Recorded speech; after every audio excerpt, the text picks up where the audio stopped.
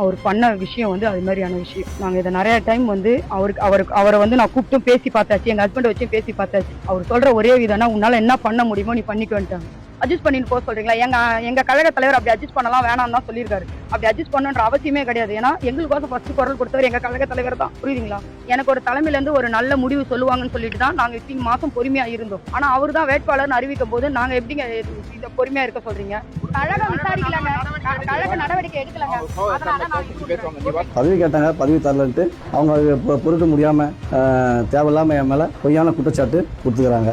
எங்க அட்வொகேட் கல்யாணத்துல இது போல் ஸ்டேஜில் நான் பொதுச்செயலாளர் வந்தார் கல்யாணத்துக்கு. வந்தவுடனே எல்லாரும் எப்பவுமே சாருக்கு வழி விடுங்கன்னு சொல்லுவேன். அதே போல் எல்லாரும் வழி விடுங்கன்னு சொன்னேன். அவ்வளோதான். அதை அவங்க வந்து தவறாக நினச்சிக்கின்னு என் மேலே பொய்யான புகார் கொடுத்துக்கிறாங்க.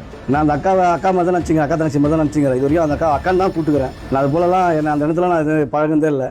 அவங்க வந்து யார் பேச்சை கேட்டுக்கின்னு திமுக தூண்டுதல் அவங்க பேச்சை கேட்டுக்கின்னு இது போல் பொய்யான புகாரை நேற்று எஸ்பிஎஸ்ல கொடுத்துக்கிறாங்க. என்னை வேட்பாளர் அறிவித்த உடனே இது போல் எல்லாம் சேர்ந்து முடிவெடுத்து இது போல் இவர் பேரை கெடுக்கணும் அப்படின்ட்டு ஒரு பொய்யான புகாரை நேற்று எஸ்பிஎஸ்ல கொடுத்துருக்காங்க. ஒரு சில தூண்டுதல் 4-5 பேர் இருக்கிறாங்க. அவங்க கூட அவங்களுக்கு வந்து எம்எல்ஏ சீட்டு ஒதுக்கலன்ட்டு எதனா என்ன பழி வாங்கணுன்ட்டு தமிழக வெற்றி கட்சியை கெடுக்கணுன்ட்டு ஒரு 3-4 பேர் அவங்க கூட இருக்காங்க. அவங்க அதை பண்ண வேலை தான் இது. இது சார்பாக கட்சியில் ஏதாவது புகார் தெரிவிச்சிருக்காங்களா? இல்லை இது ஏற்கனவே விசாரணை நடந்திருக்கா? இல்லை, அது போல எதுவுமே இல்லை. எதுவுமே நடக்கலை.